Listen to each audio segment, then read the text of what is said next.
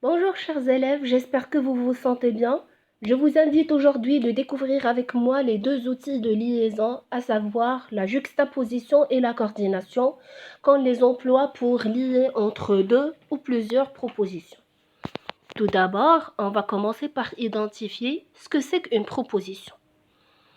Alors, je parle d'une phrase simple si on a une phrase qui contient au minimum un seul verbe conjugué. Dès que je peux repérer le verbe conjugué, veut dire que j'ai une proposition. Essayons de lire les exemples suivants. Cette leçon me passionne. Regardez, on a combien de verbes conjugués? Un seul, à savoir le verbe passionner. C'est-à-dire que j'ai une seule proposition. Un deuxième exemple. Le vétérinaire soigne les animaux. Également, on a un seul verbe conjugué. Le verbe soigner veut dire que j'ai une seule proposition. Par contre, je parle d'une phrase complexe si j'ai une phrase qui peut contenir plusieurs verbes.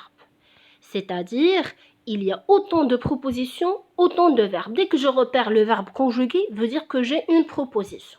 Essayons de lire les exemples suivants. Un élève pose une question, les autres répondent. Regardez bien.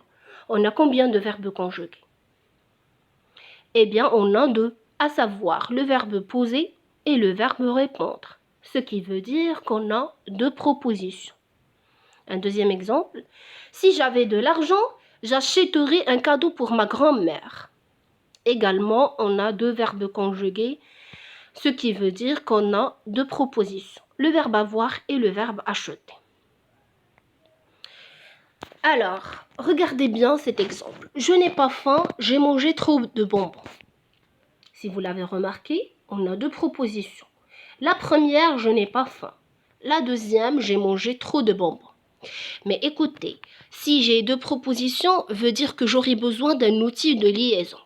Dans cet exemple, les deux propositions A et B se sont liées par quoi? Eh bien, ils se sont liés par les deux points. Et les deux points font partie des signes de ponctuation.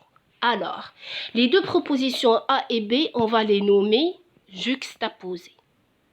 Un autre exemple, j'écoute cette musique, elle me passionne. Également, on a deux propositions qui se sont liées par une virgule, ce qui veut dire que les deux propositions se sont juxtaposées. Alors, on passe à un autre exemple. Je lui ai prêté mon livre, mais il l'a perdu.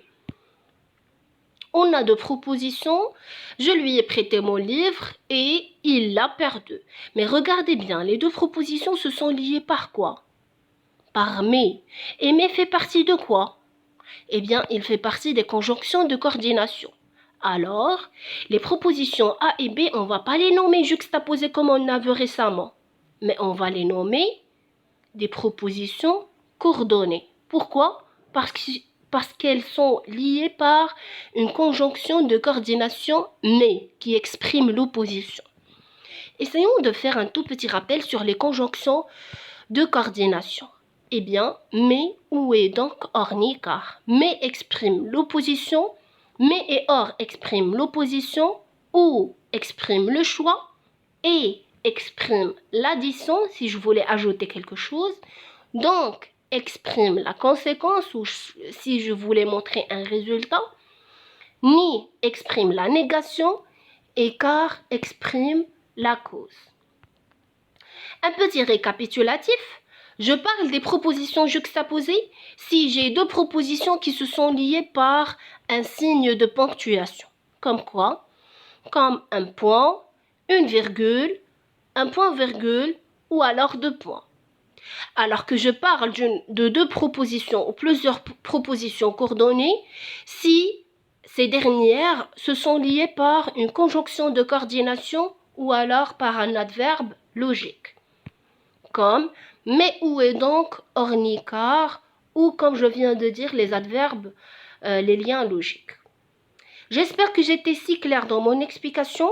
Si vous aurez besoin de plus d'explications, n'hésitez pas de me les indiquer dans vos commentaires. Prenez soin de vous et à la prochaine vidéo.